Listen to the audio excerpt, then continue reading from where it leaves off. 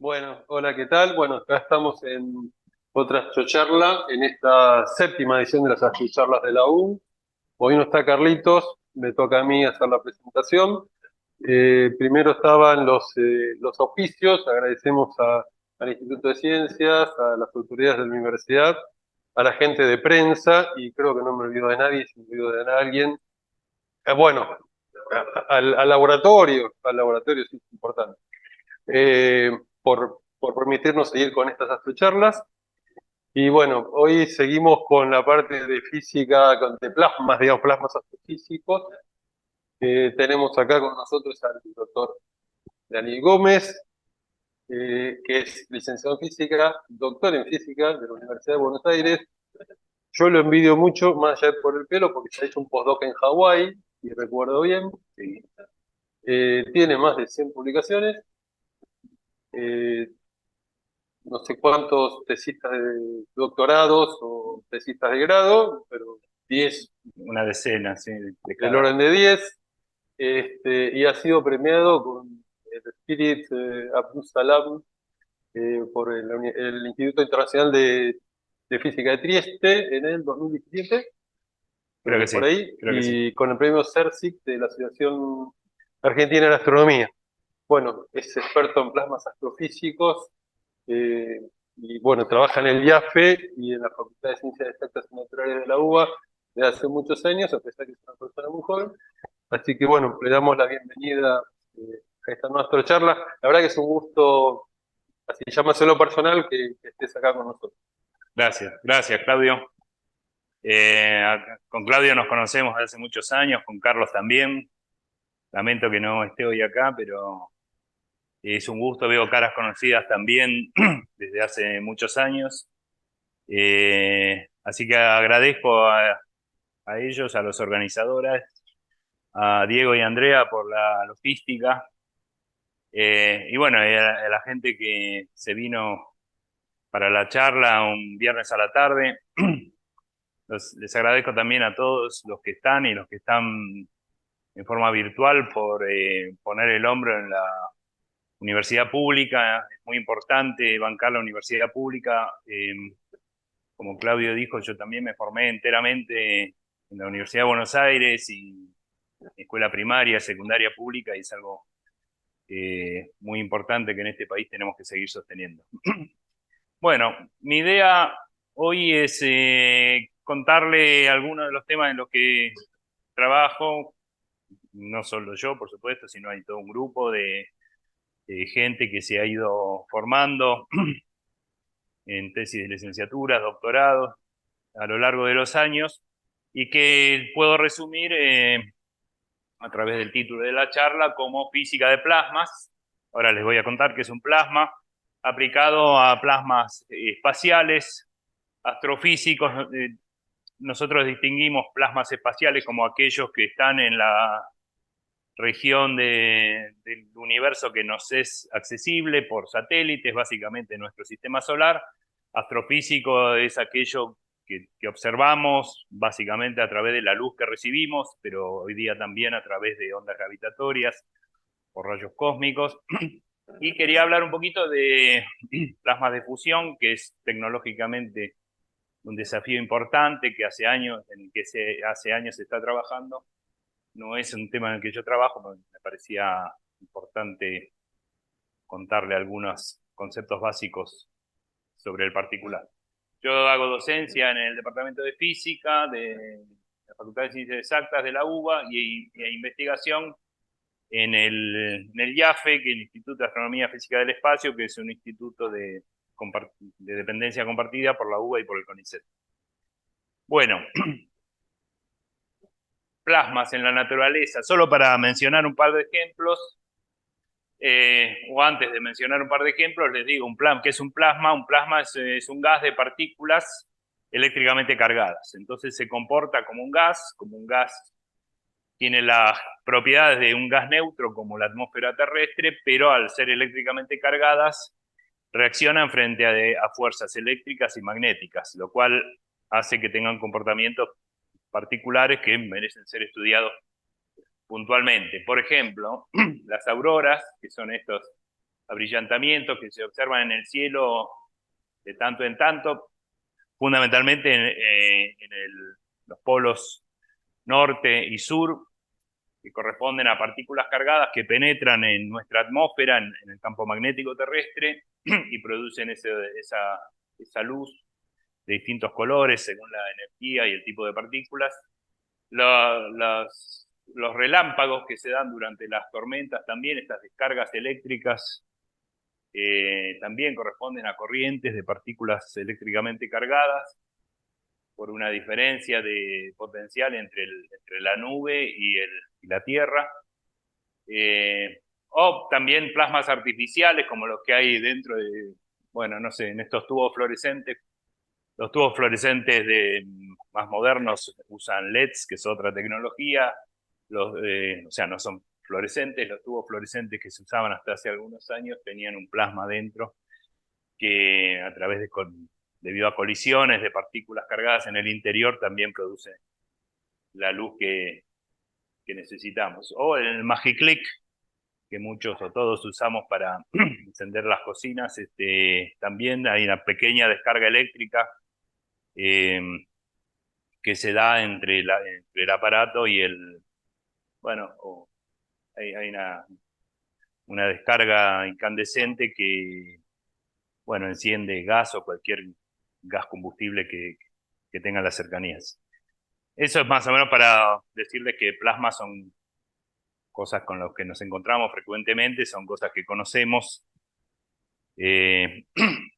También cuando uno en el colegio primario habla de los estados de la materia, en algunos casos se refiere a 3 de ellos o a 4. El estado a muy baja, esta es la temperatura, a muy bajas temperaturas, la materia, dependiendo del tipo de materia, a ciertas temperaturas se toma el estado sólido, a temperaturas más altas líquido, aún más altas gaseosa, y eventualmente ese estado gaseoso a temperaturas más altas, las partículas tienen suficiente energía como para ionizar algunos de estos átomos o moléculas y separar cargas positivas de los iones de esos átomos con las cargas negativas o electrones.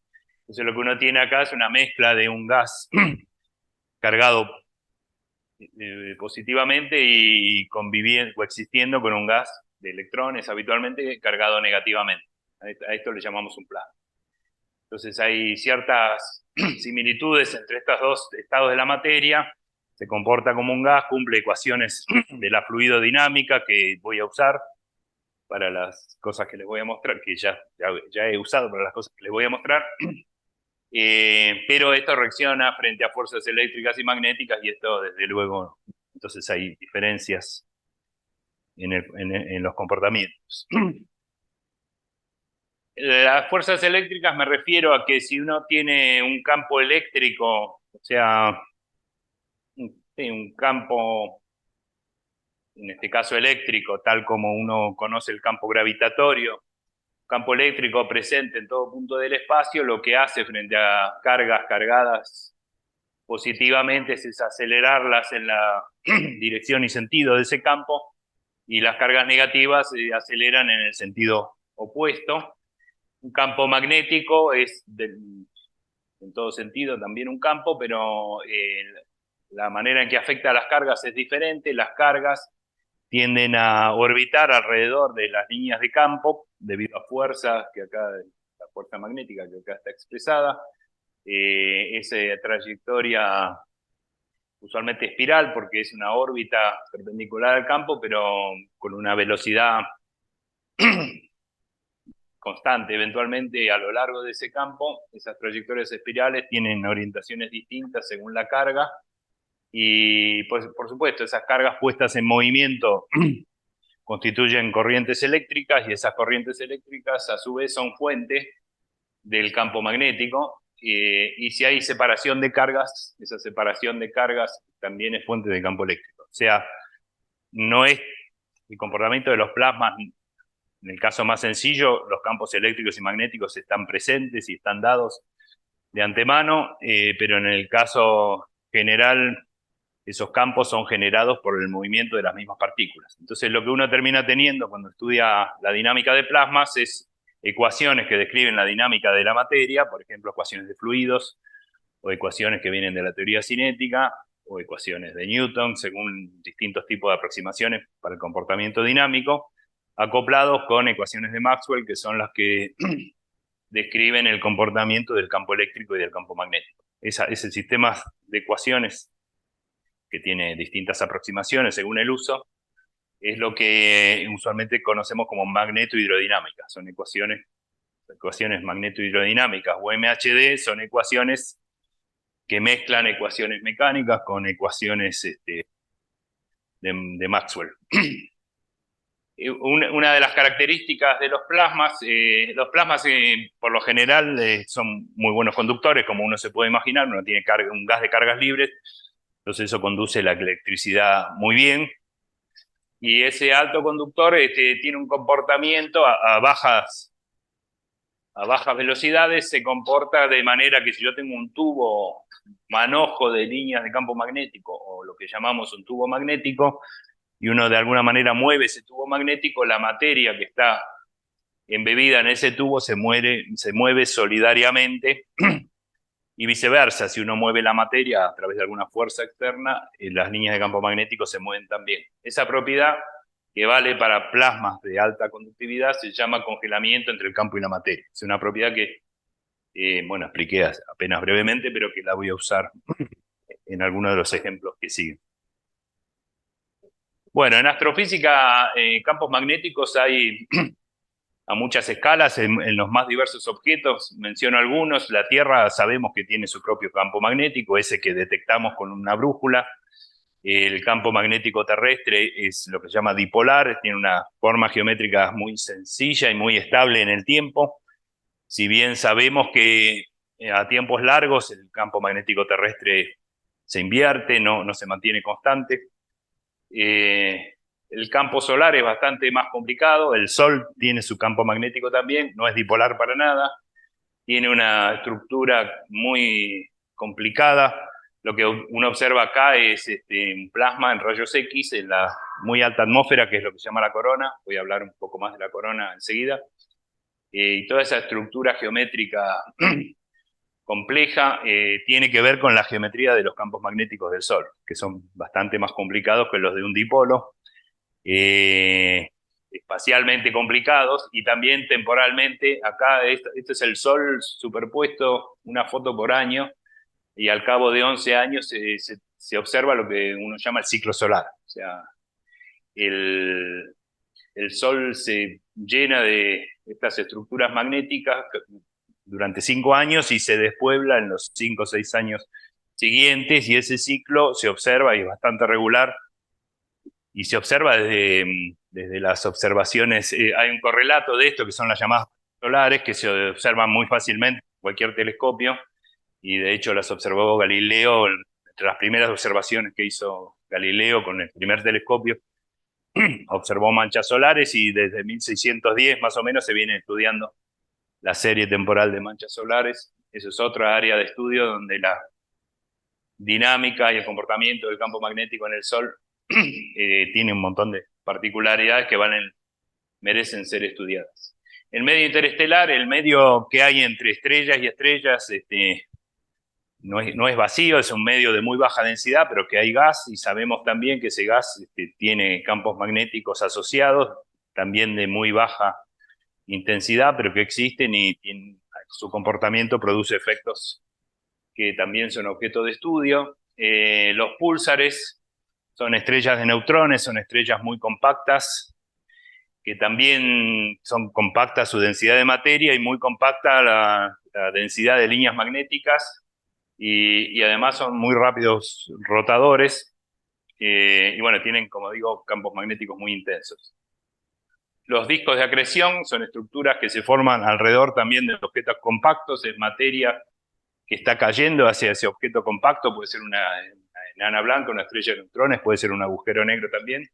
La materia, antes de caer sobre el objeto, se calienta y produce una emisión, usualmente por rayos X, y también en algunos casos produce jets muy rápidos, en estas direcciones perpendiculares al plano del jet, y el campo magnético tiene mucho que ver con eso, con ese comportamiento exótico que les estoy comentando. Las galaxias también tienen sus propios campos magnéticos.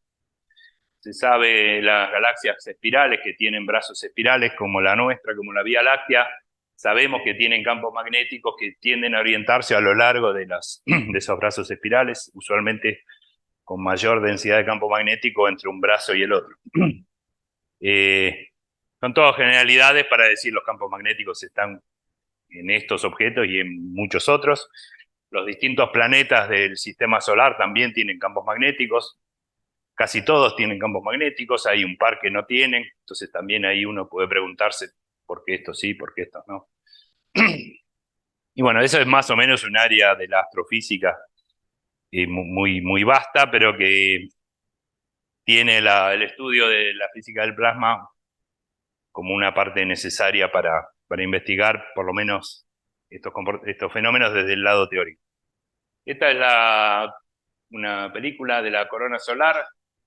Este es el disco del Sol, el borde, ¿no?, del Sol, y entonces uno observa ese plasma de 1 o 2 millones de grados, que es lo que está brillando. Esto está tomado con un telescopio en rayos X, es un satélite, digamos, por los rayos X son filtrados por la atmósfera, entonces si uno quiere observar cualquier cosa en rayos X tiene que salir afuera de la atmósfera. Y en el caso del Sol, observar esto. Uno ve entonces la distribución espacial y el comportamiento temporal de estos arcos, que se llaman loops o arcos magnéticos. Ahí está esta parte que se observa, que tiene plasma de 1 millón de grados, que es lo que estamos observando, pero la estructura geométrica se debe al campo magnético. Y esos loops se entierran debajo de la superficie del Sol y llegan a la llamada zona convectiva, la región convectiva. El Sol tiene una zona convectiva donde hay un gas más frío, neutro, pero que es turbulento, y es parte importante de eso que te digo, es parte importante de lo que voy a decir enseguida. El plasma que ustedes están observando brillar en rayos X tiene una densidad muy baja, baja quiere decir 10 a la 9 partículas por centímetro cúbico, y temperaturas muy altas de 2, 3 millones de grados. Y una de las cosas que de interés explicar es por qué este plasma tan caliente, en la superficie solar, el disco amarillo, digamos, que uno observa, es un gas de más o menos 6.000 grados. Y esto está a 2, 3 millones, y está más arriba. Entonces, una de las cosas que es interesante explicar es por qué ese gas que está en la muy alta atmósfera está, no sé, 200 veces más caliente que el que está en la base. A ese tema se le llama calentamiento coronal, y enseguida voy a contar algo sobre eso.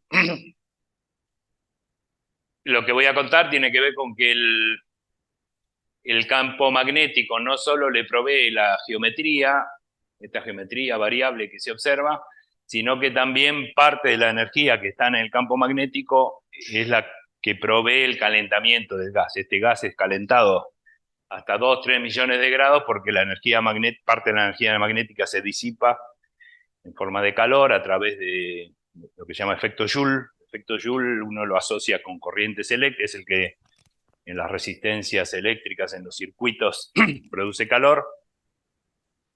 Acá tengo campos magnéticos, los campos magnéticos no son uniformes,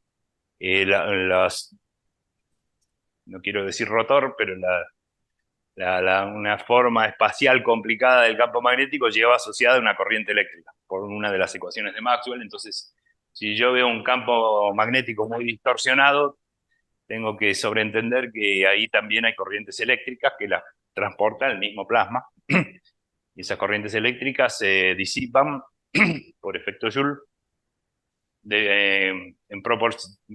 proporcionalmente a la resistividad del plasma. La resistividad del plasma, como dije que era muy conductivo, la resistividad del plasma es muy baja, pero eventualmente es suficiente para calentar el gas a las temperaturas que vemos.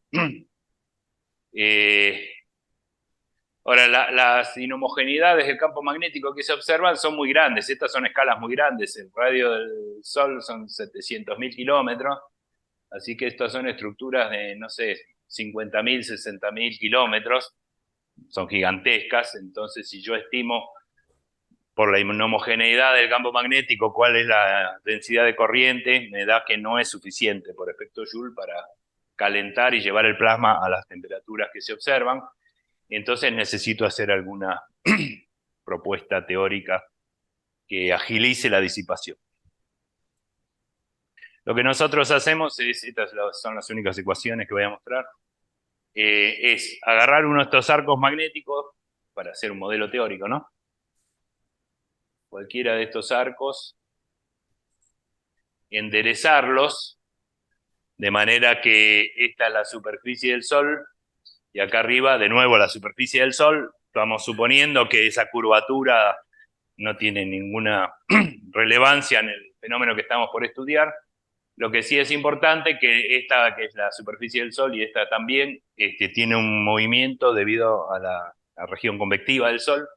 Entonces le simulamos un campo de velocidades como este, que simule una región convectiva. El campo de velocidades acá es dato y es estacionario, y si lo aplicamos en esta base y uno similar en la otra base, eso lo que hace es, porque las líneas de campo magnético, que son estas que van de un extremo al otro, están congeladas a la materia. Entonces si yo muevo un extremo y otro de la línea magnética, debido a este campo de velocidades, la línea de campo magnético en el interior de este arco se retuercen, ese retorcimiento se traduce en corriente, esa corriente se disipa por efecto Joule, y lo que resolvemos numéricamente son estas ecuaciones, que a la larga es resolver ecuaciones diferenciales que me van a dar el campo de velocidades y el campo magnético en todo punto de esta caja cúbica, o no cúbica, sino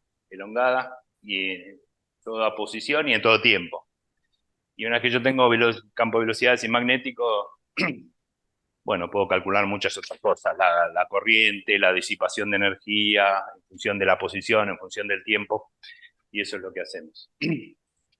Entonces hacemos simulaciones, esto por ahí es medio técnico, integramos esas ecuaciones magneto-hidrodinámicas, utilizando un esquema espectral para las derivadas, las variaciones espaciales, las derivadas espaciales, y Runge-Kutta, que es una técnica de integración en el tiempo, básica, pero es suficiente, en un clúster de computadoras que llamamos CAPS, Cluster for Astrophysical Plasma Simulations, que hace muchos años tenemos en el IAFE.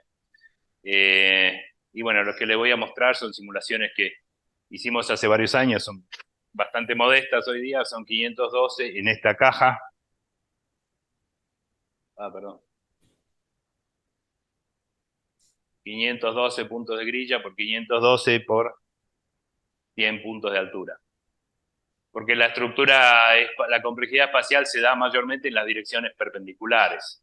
Las estructuras son muy elongadas a lo largo de este eje que llamo Z. Entonces ponemos menos puntos de grilla y con eso es suficiente. Sí. Sí.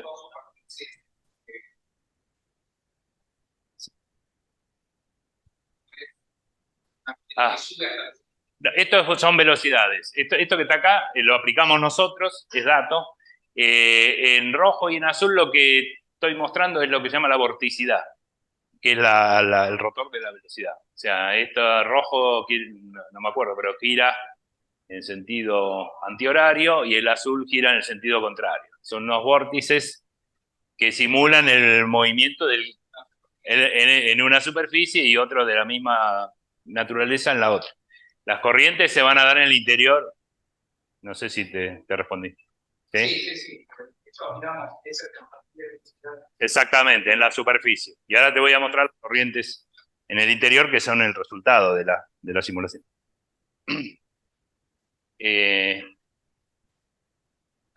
Bueno, esta es la caja, y lo que está acá en la paleta tipo rojo es la densidad de corriente. Acá a la izquierda les muestro un corte perpendicular, y ese corte le voy cambiando la altura.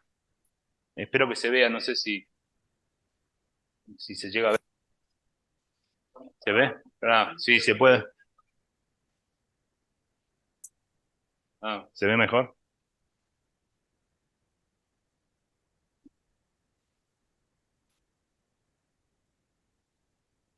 Acá no sé si se entiende. Yo voy corriendo la altura a la que se hace el corte y entonces en rojo veo corrientes. Estos sí son densidades de corriente.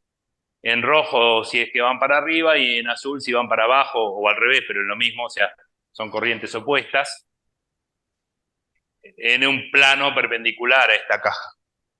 Y del lado derecho les muestro el corte a mitad de altura siempre, pero en función del tiempo.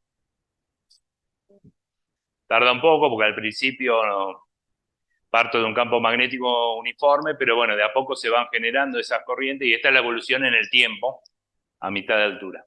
Y lo que se puede ver, y bueno, si esa es la densidad de corriente, el cuadrado de eso es la disipación de energía por efecto Joule. Y lo que queremos mostrar con esto es que la disipación de energía no es homogénea, es muy inhomogénea, solo se produce en estos filamentos muy confinados, que es donde se concentra la corriente.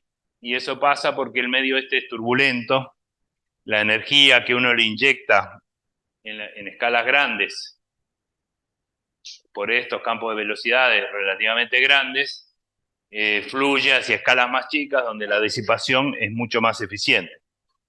Estas densidades de corriente son muy altas y están muy confinadas espacialmente. Bueno, esto ya lo mostré. Y esto, bueno, la idea es que esto es una especie de arco de juguete como este, enderezado. Esa es la simulación que hicimos, más fácil, coordenadas cartesianas y todo. Y acá les muestro en la estructura en 3 dimensiones de la densidad de corriente.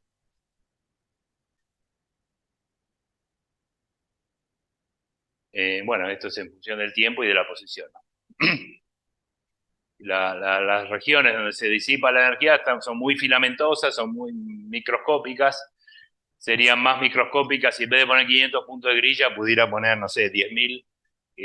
Toda esa estructura iría a escalas mucho más finas y se disiparía más eficientemente todavía. Eso es propio de la turbulencia, pasa en turbulencia de fluidos, agua en ebullición, pasa eso, y en estos gases cargados con sus particularidades pasa algo parecido. La energía que uno le inyecta al sistema en una escala espacial fluye por lo que se conoce como la cascada de energía en un medio turbulento a escalas mucho más chicas donde la disipación es mucho más eficiente. Entonces lo que hicimos con esto es mostrar, bueno, por supuesto, lo más importante es mostrar cuánta es la energía disipada por unidad de volumen y tiempo y ver si esa energía es suficiente para mantener este plasma a 2, 3 millones de grados. Este plasma está enfriándose por radiación, porque bueno, toda la luz que emite este gas caliente hacia el medio es energía que se pierde, y también se está enfriando por conducción térmica, porque acá tengo un gas de 2 millones de grados y en las bases apenas 6.000 grados. Entonces hay una conductividad térmica hacia las bases. Esos son los dos mecanismos principales de pérdida de energía, y nosotros mostramos en otro trabajo que la tasa de disipación que proviene de este modelo es del mismo orden de las tasas de enfriamiento. Como para decir, entonces esto puede sostener este gas a esas temperaturas. Otras aplicaciones que hicimos, sobre todo más recientemente, este es el sol ahora. El sol produce un viento, lo que se llama un viento solar, o sea, plasma que se emite radialmente, y ese gas de muy baja densidad pero muy alta temperatura impacta sobre los planetas. Esta es la Tierra tiene su campo magnético dipolar en las cercanías, pero cuando es embestido por el viento solar, que también tiene arrastra campo magnético, se produce lo que se llama una magnetosfera, o sea, una región que en el interior tiene campo magnético esencialmente de origen terrestre, y fuera de la magnetosfera tengo un campo magnético que viene arrastrado desde el Sol por el viento solar. Todos los planetas tienen magnetosferas, cada uno con sus características, salvo por ejemplo Marte y Venus. Bueno, no importa, este es Marte o Venus, que no tiene una magnetosfera, entonces el viento solar impacta directamente sobre la ionosfera y se forma se llama magnetósferas inducidas, es una estructura mucho más chica, mucho más cercana al planeta, que también hay fenómenos de plasma que se estudian tanto en Marte como en Venus. Y hay varios fenómenos de plasma, como la turbulencia, el viento solar es turbulento, la reconexión magnética que ocurre acá en la parte nocturna. Fíjense que acá, por ejemplo, hay una línea de campo magnético que va así, y la misma línea de campo magnético retorna acá, entonces retorna acá abajo. Entonces uno tiene un encuentro de líneas de campo magnético más o menos de la misma intensidad, pero de sentidos opuestos. Entonces ahí uno tiene una densidad de corriente muy grande y uno tiene que esperar algún fenómeno. De hecho, se forma lo que se llama una hoja de corriente y ahí hay mucha disipación de energía. Eso se le llama reconexión. Hay shocks también. Acá hay un shock en el frente de la magnetósfera. Hay un shock porque el viento solar es supersónico y bueno, se encuentra con esta onda de choque y se desacelera y calienta el gas una vez que se atraviesa ese choque. Y esto es, no sé si quiero así mencionar, esto quiere decir regiones de afinamiento magnético adelante de estas ionosferas, de las magnetosferas inducidas. Nosotros estuvimos trabajando en todos estos procesos. No voy a contar todo eso, les cuento uno. Hay algunas aplicaciones que hemos hecho de conexión magnética. Siempre es modelado numérico de estos distintos fenómenos de plasma, por ejemplo, magnética, la turbulencia del viento solar. Yo les conté la turbulencia en los arcos magnéticos, pero también en el viento solar. Voy a contar algo ahora sobre los shocks que se forman en estos plasmas y esto que ocurre en la magnetósfera inducida de Marte, pero no lo... Sí. ¿Cuánta más?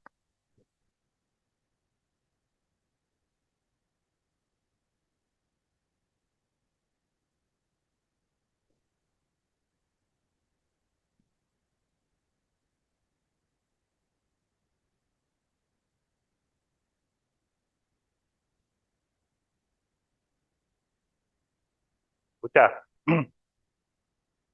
Bárbaro. Bueno, entonces acá hay algunos ejemplos de cosas que hicimos en los últimos años. Voy a contar algo de lo que cambia solo. De shocks, ondas de choque. Ocurren en el espacio, que es lo que yo voy a contar, pero también en astrofísica, cuando explota una supernova, que es una estrella que explota, un fenómeno muy violento, donde se disipan 10 a la 52, 10 a la 53 tercios de energía en forma de explosión. Eso produce una onda de choque muy intensa y esférica inicialmente. Ahí hay ondas de choque que producen, bueno, calentamiento del plasma y también aceleración de partículas, porque en esas ondas de choque hay intensos campos eléctricos, por ejemplo, que aceleran partículas. Y son virtualmente los choques, uno los puede estudiar en la aproximación en la que son discontinuidades, en un gas o en un plasma, son discontinuidades. Uno tiene una superficie discontinua, la densidad vale una cosa de un lado y vale otra del otro lado. Aquí en la Tierra, si pasara en este momento un avión supersónico, habría una estela, que es una onda de choque que nos atravesaría en algún momento, o una bala o cualquier objeto supersónico produciría una onda de choque. En ese caso, en la atmósfera, que es un gas neutro, en un plasma, algo parecido, pero como son partículas cargadas, consistente con el choque, hay campos magnéticos y campos eléctricos también.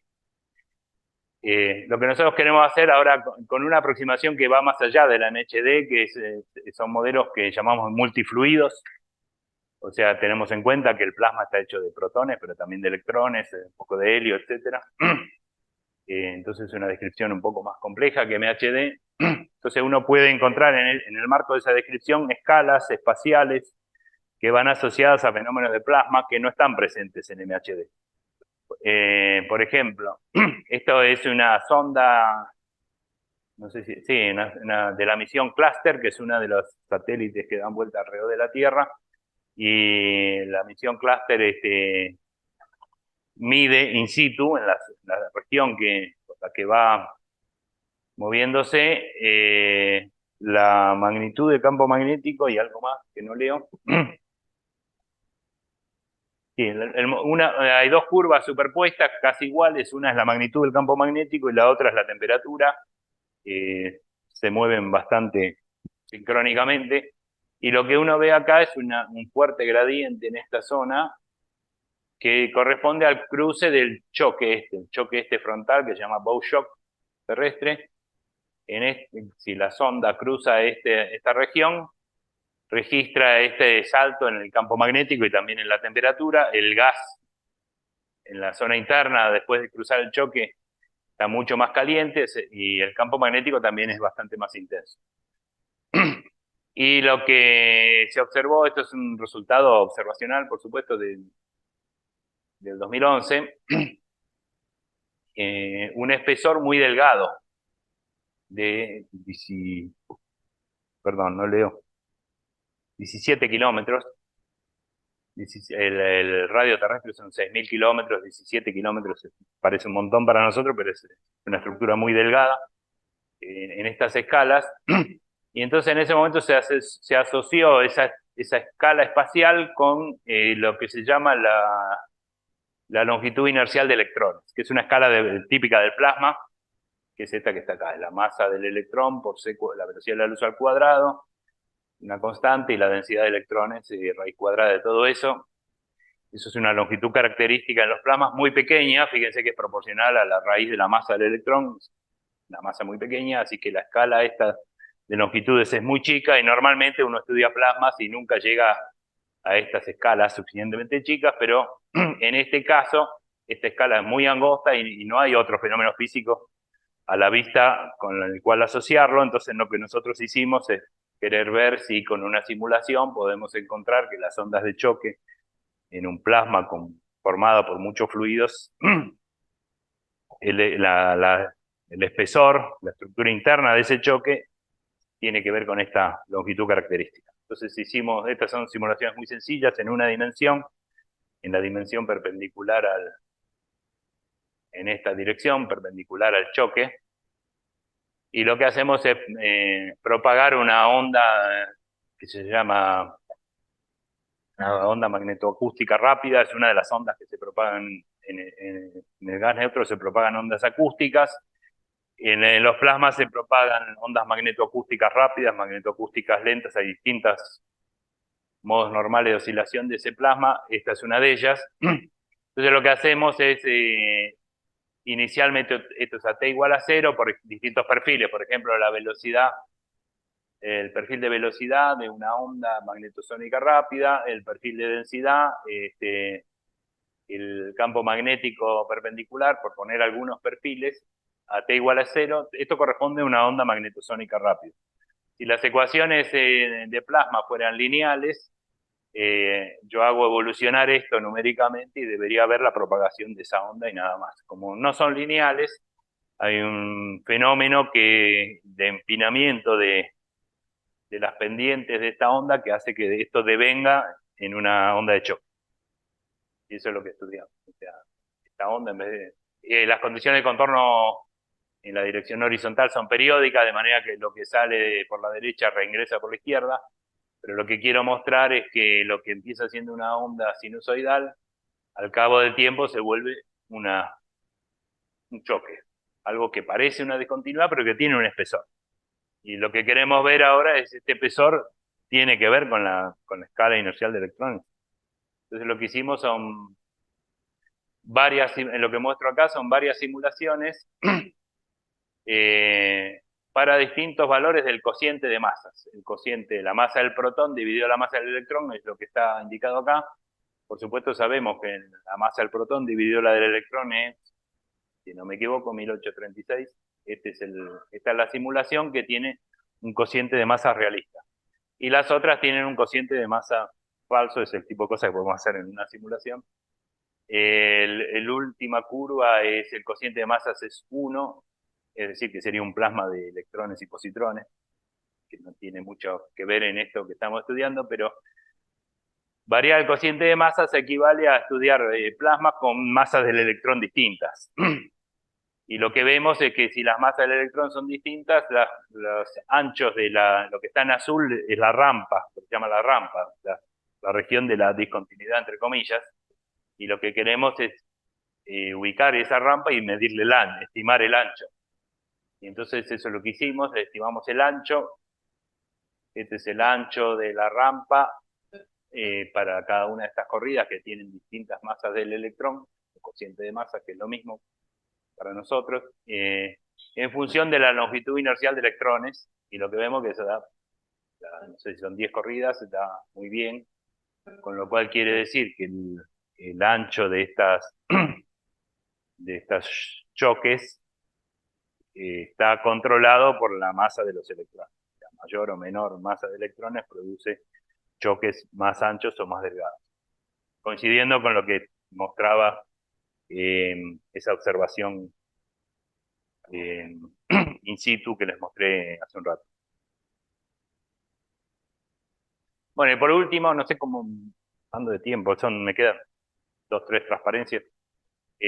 Para contarles algo de fusión nuclear, que no tiene que ver con astrofísica, bueno, empieza teniendo que ver con astrofísica, que es la fusión nuclear, que es un fenómeno por el cual uno une dos átomos muy livianos, por ejemplo, hidrógeno con hidrógeno, y forma helio, un poco más complicado que eso, ahora lo aclaro, pero uno, el átomo más liviano de todos, el hidrógeno con otro hidrógeno, y produzco helio, que es el átomo que sigue en complejidad en la tabla periódica. Eso ocurre en el interior de las estrellas, como en el Sol, por ejemplo, pero creemos que en todas las estrellas, en el núcleo del Sol. El Sol y todas las estrellas están hechos fundamentalmente de hidrógeno, son unas esferas de hidrógeno, y lo que ocurre en el núcleo es que se quema hidrógeno como si fuera un combustible para producir helio. Y cuando se termina de quemar el hidrógeno, se empieza a quemar el helio y produce, qué sé yo, se va complicando, carbono, oxígeno, nitrógeno. Y a medida que se va quemando ese combustible, que es no renovable, obviamente, cuando se acabó el hidrógeno, se acabó, va transcurriendo la vida de la estrella. Entonces, algunas estrellas, según su masa, explotan como supernovas, otras, en fin, depende mucho, sobre todo de la masa de la estrella, cuál va a ser su vida, a medida que se va quemando ese combustible. Ahora, lo interesante de este fenómeno de fusión nuclear, acá, por ejemplo, está un poco más específico, lo que tenemos acá es lo que se llama deuterio, que son, y tritio, que son dos isótopos del hidrógeno, son núcleos de hidrógeno, pero en un caso tiene un neutrón y en el otro caso tiene 2 neutrones. Entonces, un deuterio con un tritio se fusionan, eso produce, acá lo que yo tengo entonces son 2 protones y 3 neutrones. Después de la fusión produzco un helio que se lleva 2 protones y 2 neutrones, y hay un neutrón suelto que sale libre, pero lo más importante es que a la vez sobra energía, se libera energía. ¿Qué quiere decir eso? Que, por ejemplo, que estas partículas tienen energía cinética, y esa energía cinética hace que impacten sobre otros átomos de hidrógeno y se produzca más y más reacciones de fusión. Eso pasa en el interior del Sol y cuando yo digo pasa, es que todo lo que estudiamos en interiores estelares creemos que pasa. Estamos bastante convencidos que creemos que pasa eso. Y entonces acá hay un cuadrito que me da la energía de ligadura por átomo en función de los números atómicos de la tabla periódica, empezando, o sea, acá está el hidrógeno, helio, litio y así siguiendo, y por acá está el uranio, el plutonio, y la energía de ligadura tiene esta función con un pico en el hierro, y lo que quiere decir eso es que los átomos más livianos que el hierro, fusionándose, liberan energía. En realidad la energía de ligadura es negativa, así que esto de gráfico siempre pienso que hay que mirarlo al revés.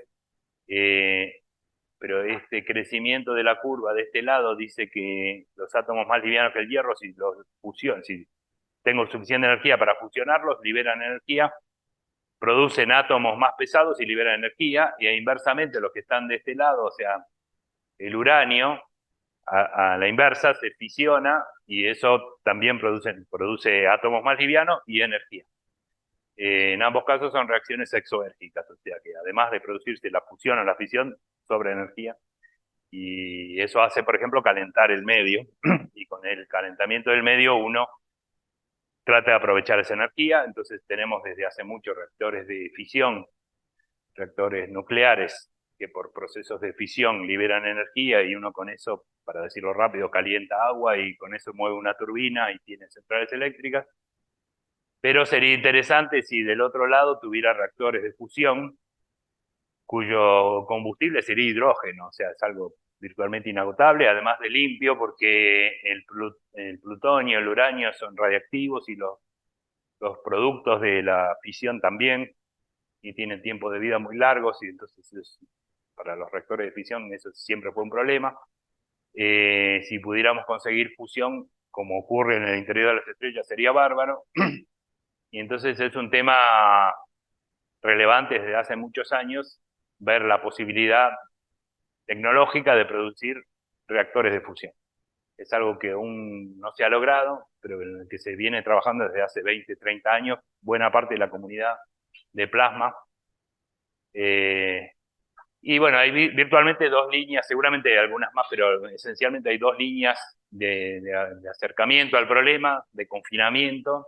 Lo que uno necesita es básicamente es que tenga este hidrógeno en cantidad suficiente, con una densidad muy alta como para que las partículas de hidrógeno se encuentren de manera frecuente, o sea, alta densidad por empezar. Alta temperatura para que la energía cinética de esas partículas sea lo suficientemente alta como para que cuando chocan, cuando colisionan, venzan la barrera de potencial. Entonces necesito alta densidad, alta temperatura, y además ese confinamiento de ese plasma denso y caliente tiene que darse durante un tiempo suficientemente largo, para dar tiempo a que las reacciones estas de fusión ocurran y uno pueda extraer la energía necesaria. Entonces necesito esas condiciones, ahora lo especifico un poco mejor. Hay básicamente dos formas de confinamiento, o sea, por eso, a eso iba con lo de confinamiento. Uno que se llama inercial, que básicamente no es confinamiento, es decir, bueno, yo tengo acá una nube de plasma y produzco más que una explosión, una implosión, y hago que esa nube de plasma se compacte muy rápidamente a densidades muy altas, temperaturas muy altas, y eso produzca fusión y libere energía. Eso se llama confinamiento. Y otra, que el confinamiento sea magnético, que el recipiente en el que yo meto, yo no puedo, las temperaturas son de 10 millones de grados, algo por el estilo, no puedo meter en un compresor el gas y comprimirlo, no hay ningún recipiente que a 10 millones de grados se mantenga sólido y funcione como paredes de un recipiente. Entonces la otra alternativa es que el campo magnético y esa propiedad de congelamiento haga las veces de receptáculo del plasma y lo confine. Esas son las dos vías. La de confinamiento, brevemente, consiste en, se llaman pellets o una cápsula, una microcápsula de vidrio o de algún otro material que en el interior tiene hidrógeno con suficiente deuterio y tritio. Uno le dispara con láseres de distintas direcciones para que son láseres pulsados de energías altísimas.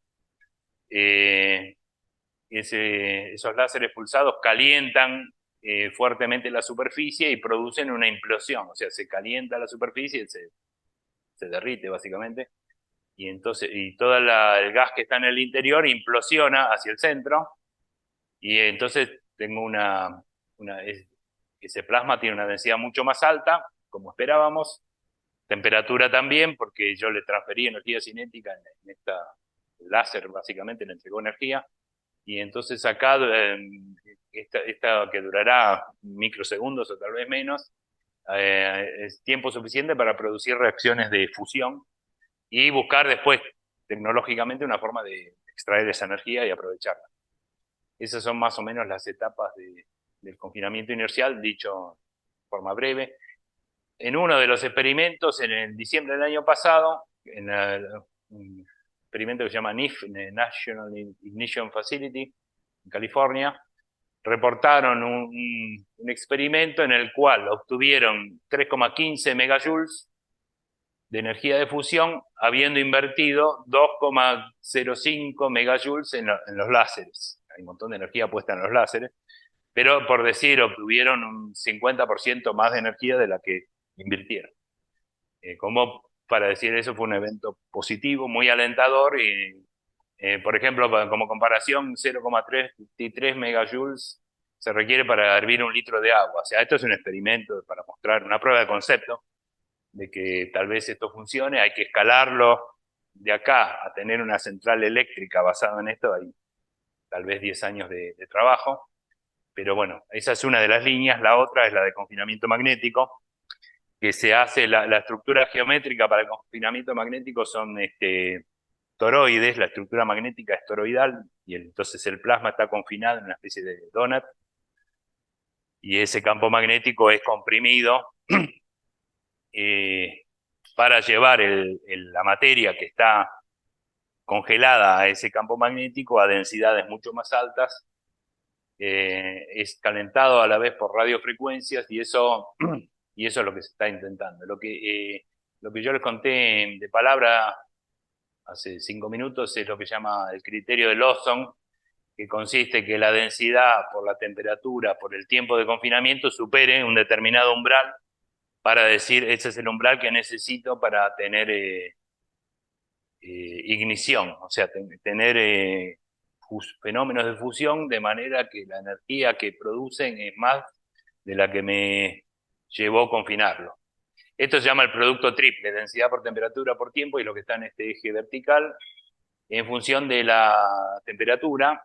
Acá, cada punto acá es un experimento distinto. Los primeros que se hicieron hace 10, 20 años, seguramente son los que están por acá abajo. El umbral de ignición es esto que está acá arriba. El proyecto ITER, que es un proyecto muy ambicioso en miles de millones de dólares, está por acá.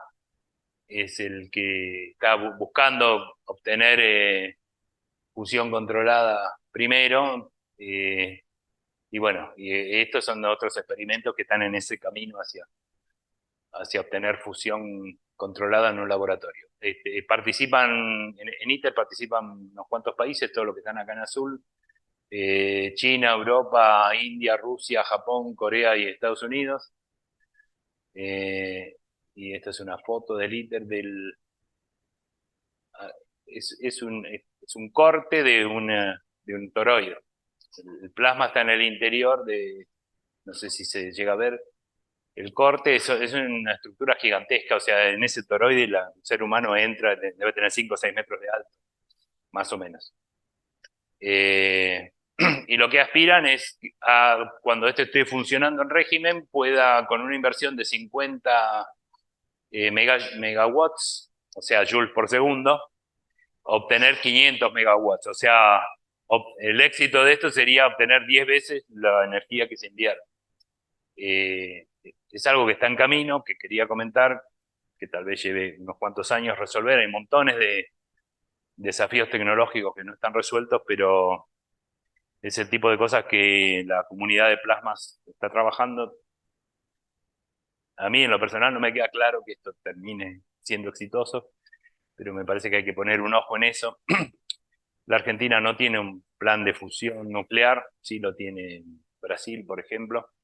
La Argentina no tiene, la gente que trabajamos en plasma no trabajamos en fenómenos de fusión, y me parece que eso habría que corregirlo en algún momento, porque si esto funciona y dentro de 10 años hay fusión, y se van a empezar a vender estos reactores, y en Argentina no va a haber nadie siquiera que sepa decidir qué reactores tenemos que comprar, porque no hay nadie investigando en esto. Pero bueno, quería terminar con esto, agradecerles a todos los presentes, a Carlos y a Claudio en particular, por organizar esta actividad que me parece muy buena.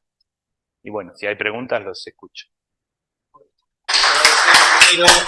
Gracias. Bueno, ya me ahorro el trabajo. Si hay preguntas, Ajá. para eso me pagan. ¿Cómo parece? Para eso me pagan. Claro, claro.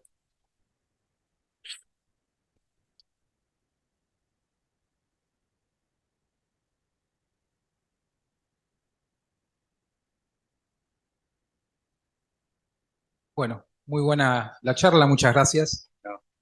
Más allá de estos de estos experimentos de reacción nuclear de fusión. Sí. ¿Hay investigación básica en esto del tema de materia atrapada en plasma? En campos magnéticos, ¿hay investigación básica en eso específicamente? Sí, no que yo sepa, no en la Argentina. Bueno, en la Argentina hay grupos que trabajan en eso, hay el laboratorio de bajas temperaturas hace cosas que tienen que ver con atrapamiento de vórtices magnéticos, hay cosas que de lejos uno podría asociar con esto. No llega a ser fusión ni nada parecido. En Bariloche hay gente que trabaja en cosas de fusión, Ricardo Farengo, por ejemplo, y eso es más o menos todo. Hay toda una comunidad que trabaja en fusión vinculada a ITER en muchos de los casos, internacional, pero la Argentina está medio aislada de eso. Me hago cargo, digamos, porque yo no estoy trabajando en eso. Pero bueno. Y otra pregunta que tenía era, Sí. En las imágenes que mostraste vos del plasma solar, esas imágenes están tomadas, viste, con rayos X. Sí.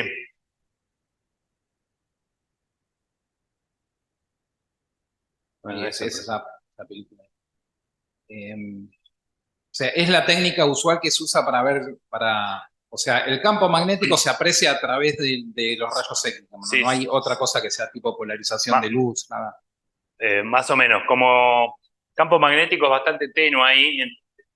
Campo magnético se mide en la superficie, no ahí, sino en la base. La superficie del Sol a través de lo que se llaman magnetogramas. Por efecto de desdoblamiento Zeeman de algunas líneas, uno puede, en la superficie del Sol, donde la densidad es mucho más grande, entonces la intensidad de luz, no en rayos X, la densidad de luz en el rango visible, me parece, en alguna línea espectral, el doblamiento Zeeman me permite obtener lo que llamamos magnetogramas, o sea, imágenes de la distribución de campo magnético en la superficie del Sol. Y con esa información de saber cómo es el campo magnético en esa superficie esférica, uno puede calcular lo que se llaman extrapolaciones, o sea, cómo es el campo magnético arriba en la corona. Eso se hace bastante, pero medir el campo in situ no da porque es muy tenue y yo no conozco técnica, o sea, lo que yo digo, estamos viendo el campo magnético indirectamente. Claro, estamos viendo plasma. Sí. Bueno, gracias. No.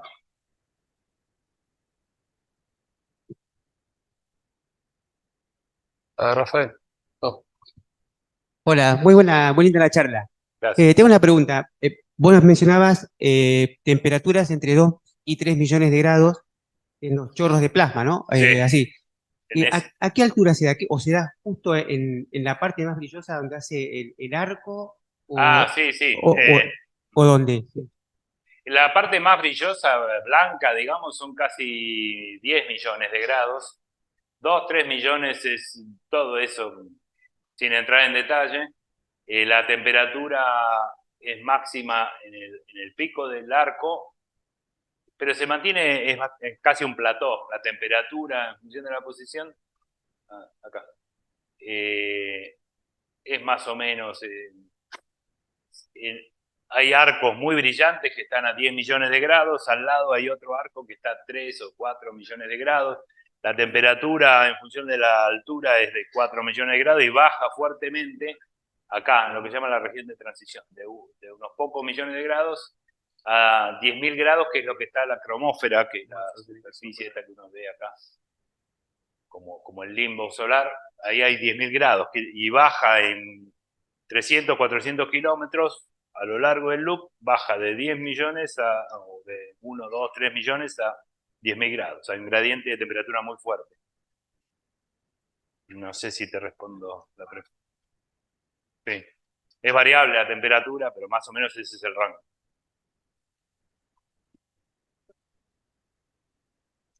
Rafael. Bueno, ¿qué tal, Daniel? ¿Qué tal? ¿Cómo te va? Bien, muy buena la charla, muy interesante. Gracias. Te quería hacer una pregunta con respecto a la estructura interna de la estrella en relación a la corona. Por ejemplo, una estrella O y una estrella G o una estrella M. ¿Cómo es el comportamiento de la corona en relación a las estructuras de la parte convectiva? Ya que comentaste el tema de la estructura convectiva, pero sí hay una inversión de las mismas, por ejemplo, ¿no? Una estrella como el Sol, que es una estrella G, no quiere decir nada por ahí, pero es una estrella más bien mediocre, por así decir. Tiene la región convectiva en la capa superior, y eso es lo que mueve la línea de campo magnético, y esa línea de campo magnético disipa energía y producen esto. Las estrellas O, que son estrellas más tempranas, quiere decir también más jóvenes y más calientes, la región convectiva está en el centro, está en el núcleo o cerca del núcleo. Entonces la región convectiva está muy profunda. Se las observa en rayos X también, con lo cual uno imagina que hay... Lo que pasa también que el Sol es la única estrella donde veo esto, yo veo el limbo con resolución espacial. Todas las otras estrellas son un punto para nosotros. Entonces, que tienen o no tienen coronas, y la corona está más arriba, es más especulativo, pero se observan en rayos X, con lo cual uno supone que tienen coronas, pero el calentamiento de esas coronas no es probablemente con el mismo mecanismo, porque la región convectiva está muy abajo.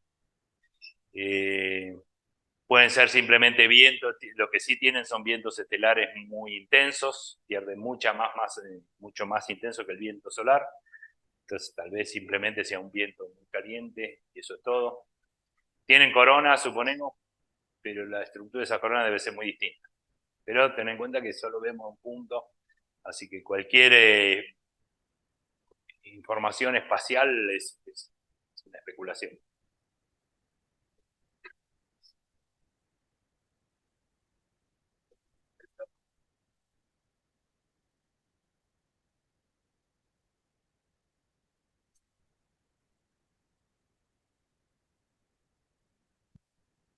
Seguro tienen vientos muy intensos. Las estrellas O, las estrellas B también, hay estrellas que se llaman OF, hay estrellas que se llaman Wolf-Rayet.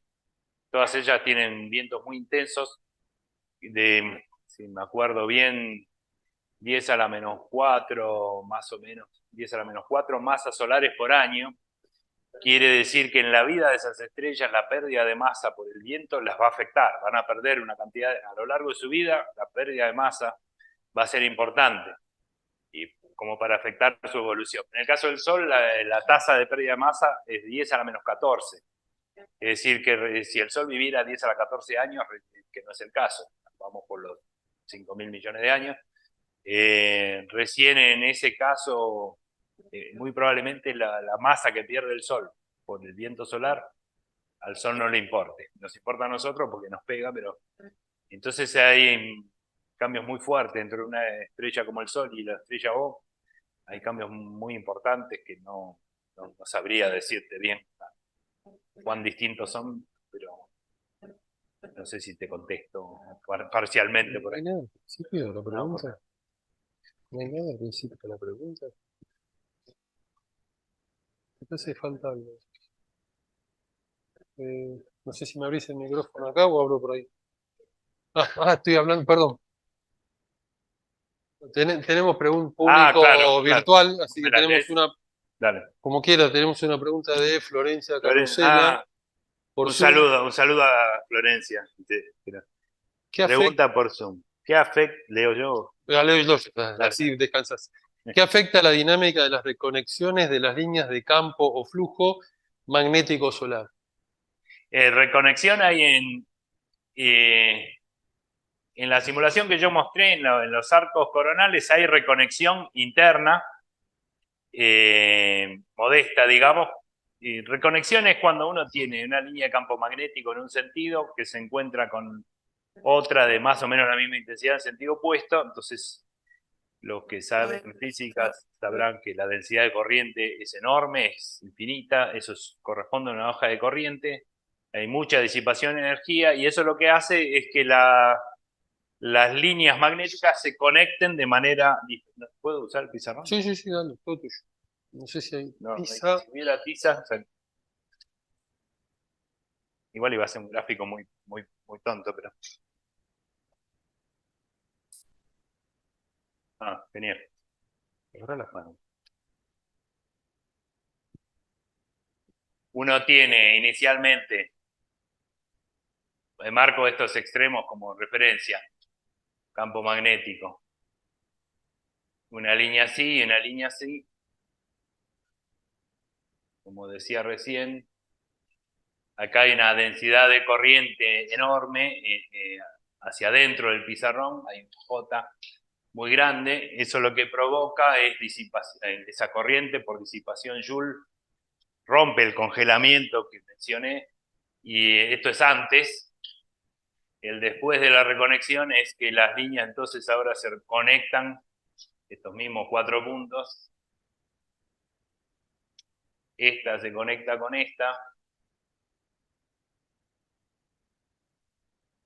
Y esta, o sea, la topología magnética se conserva, la divergencia del campo magnético sigue siendo 0. Pero esto es antes y esto después. Esto estaba conectado topológicamente de una manera y ahora de otra. Y lo que uno tiene que pensar es que hay materia, hay plasma consistente con esto, y entonces esta línea magnética muy curvada va a salir eyectada como si fuera una banda elástica a una velocidad muy alta. Esa velocidad se llama velocidad de Sven. Y esta para allá, o sea, y cuando se mueve la línea de campo magnético, toda la materia circundante se mueve también. Entonces lo que yo tengo son dos de plasma magnético, que básicamente lo que hacen es, antes tenía mucha energía magnética y ahora tengo parte de la energía magnética pasó a energía cinética. Eso producen los efectos de reconexión. Además de conectar, por ejemplo, uno puede tener en la superficie del Sol un arco magnético así y otro campo magnético así.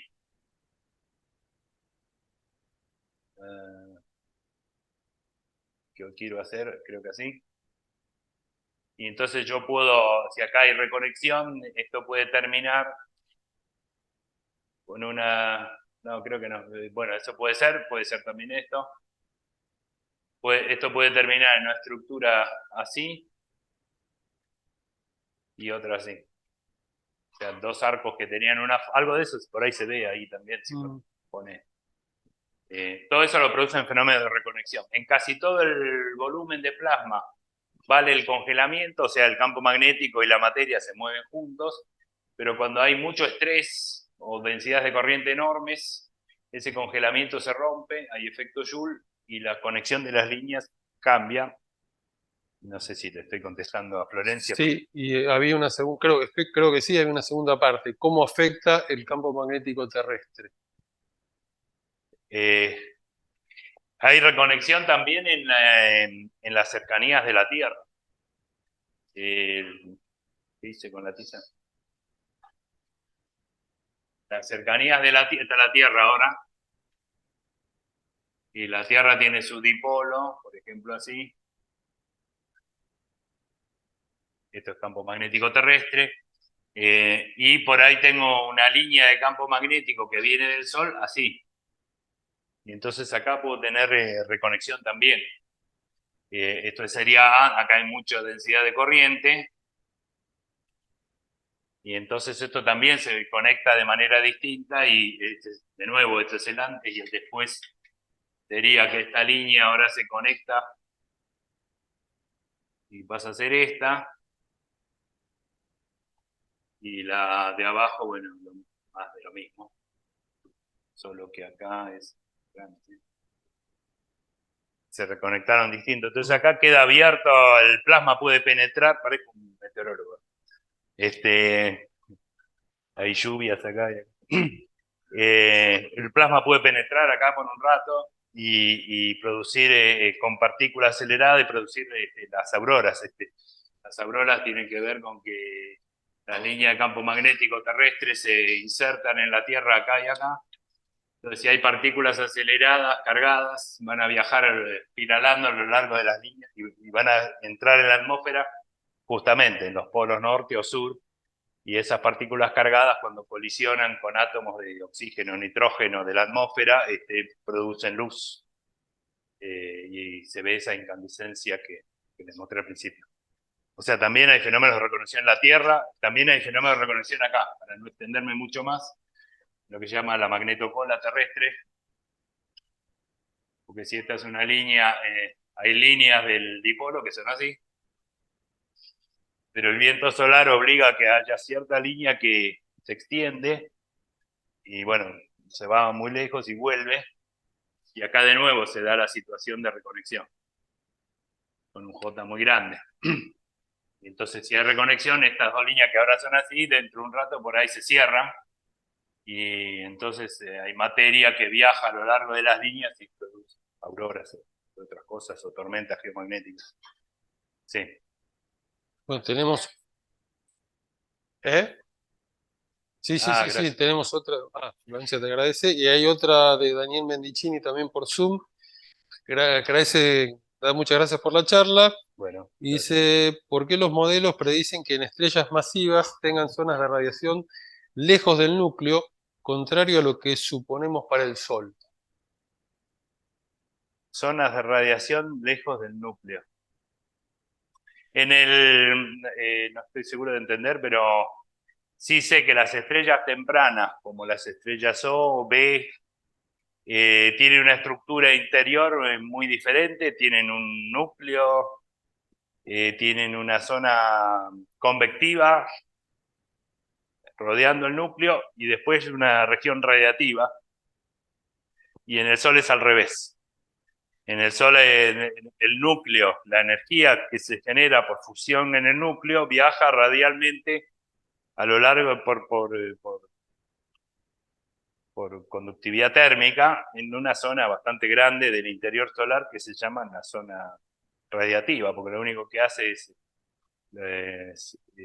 el calor que viene del interior se va propagando hacia afuera a través de fotones de luz, y esa región se llama radiativa, hasta que en algún momento cerca de la superficie del Sol y de todas las estrellas de tipo solar se da una inestabilidad convectiva que pone...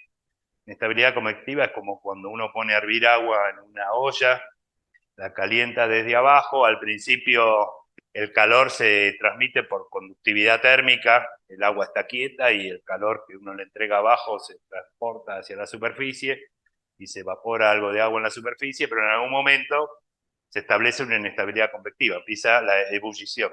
Eso pasa casi en la superficie del Sol y pasa muy cerca del núcleo en las estrellas tempranas como las O, por motivos que no sabría explicar, pero que puedo estudiar, digamos. Son muy distintas las estructuras internas de las estrellas tempranas y que las de tipo solar. Bien, bueno. Listo. Saludos. El Rafa. Saludos del Rafa González. Saludos, sí. Yo puedo hacer dos preguntitas, una más técnica. Vos dijiste que había dos planetas que no tienen dipolo magnético. Marte y Venus. Marte y Venus. De alguna manera el dipolo magnético funciona como un escudo como un para escudo. las partículas cargadas, sí, claro. Y eso, estar en la superficie de Marte, el día que vayamos es peligroso, a Marte, es muy peligroso. peligroso. Mismo llegar a Marte es peligroso porque los niveles de radiación, una vez que salís del escudo magnético terrestre, son muy altos. Eso hay que... ¿El escudo magnético terrestre incluye la órbita de la Luna o está...? No, está sí. ¿Sí? O sea, cuando van a la Luna... Claro, el escudo tiene que ver con eso, con que las partículas cargadas viajan, espiralan a lo largo de las líneas de campo magnético, o sea, nunca se alejan mucho, entonces rayos cósmicos, por decir, partículas cargadas de alta energía que vienen desde muy lejos, cuando se encuentran con este escudo magnético, y entonces esas partículas quedan muy entretenidas a lo largo de las líneas de campo, y van a importar recién, van a caer a la superficie terrestre en los polos. El nivel de radiación en los polos es más alto que acá, pero también, bueno, está no solo el escudo magnético, sino la atmósfera nos protege también, porque estas partículas energéticas colisionan en la alta atmósfera y pierden energía. En Marte lo único que uno tiene es la atmósfera. El Marte también tiene una atmósfera, y uno puede confiar que la atmósfera va a absorber la mayor parte de esa energía, pero es mucho más peligroso. Los niveles de radiación son mucho más peligrosos, hay que tenerlo en cuenta, pero los astronautas tienen que tenerlo en cuenta mucho antes de llegar a Marte también. O sea, mandar misiones tripuladas más allá de la Luna es complicado. Pero sé que hay proyectos de hacerlo. Está bien. Bueno, y la otra pregunta, que se lo hacemos casi a todo el mundo. Qué miedo. No. Algo dijiste al principio de la educación pública, digo, pero Sí. ¿por qué decidiste ser físico? ¿Por qué decidiste estudiar física? Bueno, lo responden ustedes, qué sé yo, no sé. No, pero cada uno tiene su pregunta, Sí, digo, está tu muy respuesta. bien, está muy bien. Hace mucho que no me preguntaban eso. No sé, yo no lo dudé desde hace mucho tiempo. Estaba leyendo, qué sé yo, a los 13, 14 años, leyendo literatura de nivel de divulgación sobre la estructura del átomo, que en aquel momento, hace, no sé, 40 y pico, 50 años atrás, estaba como muy de moda, y entonces, nada, me apasionaba eso, yo dije, yo quiero estudiar física. No lo tenía. El tema de las vacaciones siempre me pareció muy complicado, o sea, ¿cómo sabe? Uno lee algunas revistas, algunos artículos y dice, esto está bueno. Ahora, eso es lo que quiero hacer todos los días, el resto de mi vida. Es difícil, en ese momento uno no lo sabe, entonces hablé con mi viejo seguramente pensaba que uno no puede vivir dedicándose a la física, y que por qué no estudias ingeniería, qué sé yo, no, me mantuve en la mía y estudié física. Y acá estoy, pero es cierto que no es tan fácil. Yo estoy muy satisfecho de haberlo hecho y haberme mantenido en esa línea, pero podría no haber sido. Por ahí estudio física y en algún momento digo, no, esta porquería no era lo que yo quería. No me pasó a mí, pero entiendo que a cualquier otro, yo a esta altura tengo hijos grandes, no es fácil ayudar con la vocación del otro, porque uno es uno y el otro es el otro, y lo que a uno le gusta puede ser muy aburrido para otro. Así que el tema de las vocaciones le tengo mucho respeto y tengo poco para aportar. Me toca, como a muchos de ustedes, dar clase con gente muy joven, estudiantes de física de los primeros años o de los últimos. Bueno, charlo, pero es muy difícil. No sé, a mí me gusta toda la física, me dedico a la astrofísica y a estos temas, pero podría haberme dedicado a otros. Hago física teórica, pero podría haber hecho física experimental. Una vez que uno se va encasillando en ciertos temas, es cada vez más difícil salir y hacer otra cosa. Por ahí ni siquiera es lógico, no lo sé, pero sí, es una buena pregunta con respuesta muy difícil, no sé. La verdad que no sé. Digamos, que lo que pasa es, bueno, a veces a todos Sí, nos ha pasado, y para nuestros estudiantes que hacen el profesorado, la gente que hace ingeniería, y bueno, sí. estoy yendo bien, me dedicaré a esto, es lo que uno Es piensa. difícil porque una cosa es lo que uno está leyendo, que puede ser muy apasionante, y otra cosa después es el día a día del trabajo de un físico, un profesional. Pueden ser cosas muy distintas. Uno puede envidiar la capacidad de los grandes físicos, decir qué genio el tipo, cómo se avivó de eso, pero por ahí uno nunca le sale eso, entonces puede ser muy frustrante también. No sé, yo estoy muy satisfecho de haberlo hecho, pero tampoco es que le digo a todo el mundo que estudie física, obviamente que no. Cada uno tiene que hacer lo que le gusta, y qué es eso que le gusta es difícil, pero en algún momento ocurre y uno empieza a andar su camino, cada uno anda su camino. Bueno, gracias. Muy buena Tengo pregunta. Sí, otra pregunta más por YouTube. sí. Daniel Cabezas, ¿qué posibilidad hay que se produzca un efecto Carrington en nuestro siglo? Siglo. En nuestro siglo, sí. Sí, el evento Carrington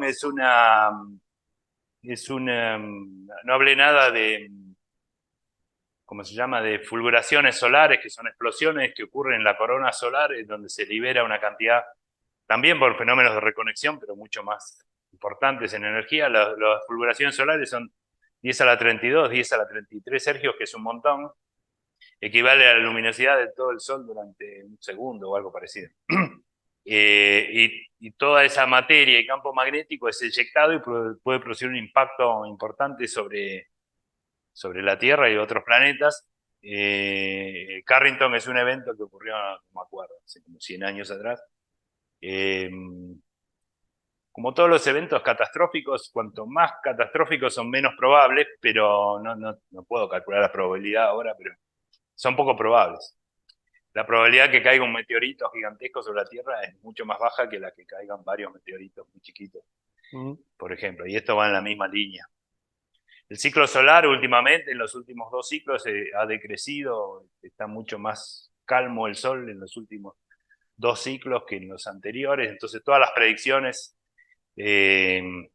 son demasiado optimistas y el ciclo termina siendo más pobre, pero eso puede cambiar. Hubo una época que se llamaba el mínimo de Maunder, que es medio lo contrario, en 1600, donde el Sol no tuvo manchas durante 50 años.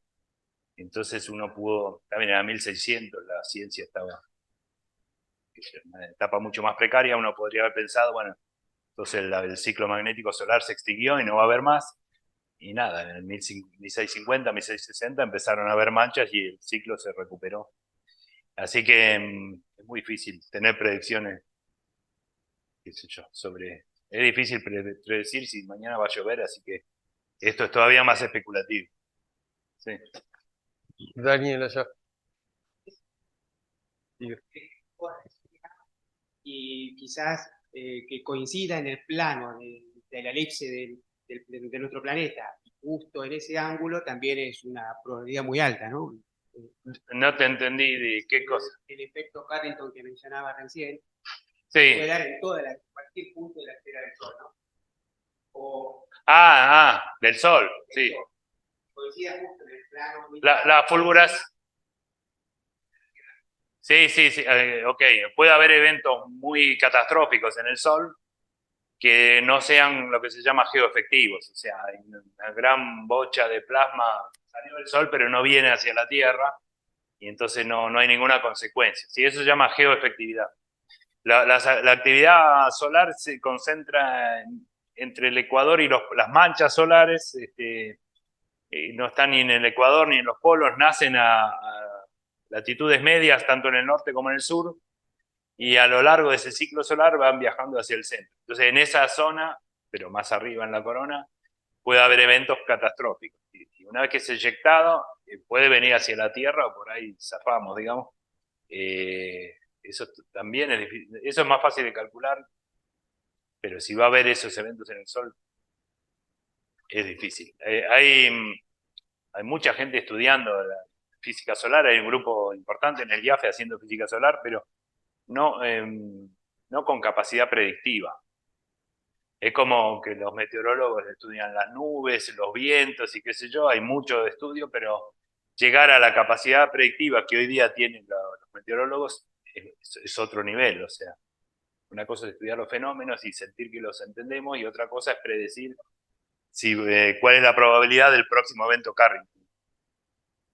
Alguien muy especulativamente lo puede estimar, pero yo diría, es muy baja, pero no sé.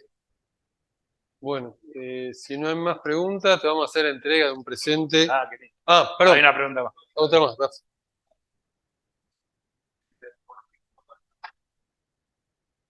Esperá, porque así sale por YouTube también, Rafael. ¿Qué tal, Daniel? Con respecto a una de las imágenes que mostraste en el trabajo, con respecto al campo de velocidades, los rotores de velocidades en un sentido y en otro, sí. Por ejemplo en ese. ¿Puede ser que tengan otras configuraciones o es esa configuración? Que tengan otras configuraciones. Bueno, esto pretende imitar la región convectiva del Sol. Se observa en forma más o menos indirecta. Si uno mira el Sol blanca, por decir en todo el espectro visible, se observa la emisión en luz blanca de la superficie solar y lo que se llama granulación. Uno observa una estructura granulosa que corresponde a las capas un poco más abajo, donde se producen esta convección con sus vórtices. Y entonces eso está estudiado, hay imágenes de alta resolución que lo muestran y muestran cómo es la distribución de vórtices y de la energía cinética del fluido en función de las escalas. Y lo que nosotros acá hicimos es una especie de caricatura de eso para simular estos vórtices. Tienen tamaño de más o menos 1000 kilómetros para simular la granulación solar. Esta estructura es turbulenta, bastante, en el Sol real es bastante más complicada. Nosotros pusimos un campo de velocidad estacionario con más o menos la distribución de tamaños que se observa y nada más.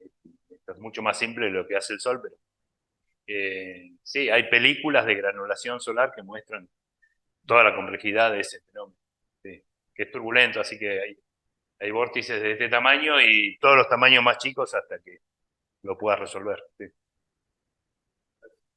Bueno, si no hay más preguntas, primero voy a agradecer al público, porque te invitamos a una charla internacional. Ah, O mirá, sea, tenemos, ¿en serio? sí, tenemos gente vía Zoom o vía YouTube que está en Nicaragua, España, México, Ecuador, Colombia y Guatemala. Bueno, Así que una charla internacional, bueno, les saludos a todos los agradecemos. colegas iberoamericanos. Es que empezamos haciendo las presenciales y después la virtualidad, la pandemia y Claro. eso nos obligó a ser virtuales y bueno, estamos teniendo bastante éxito. Buenísimo, buenísimo. Eso lo decimos después para que no nos pidan caché para venir. Bueno, ahora así fue un gusto, en serio. Sí, Te gracias. agradecemos un pequeño recordatorio. Gracias. La verdad estoy muy contento de haber venido. Yo sé que Carlos había invitado a varios colegas y bueno, tenía un poco de envidia, tenía ganas de venir, así que muy contento y gracias por esto. No, por favor, gracias a vos.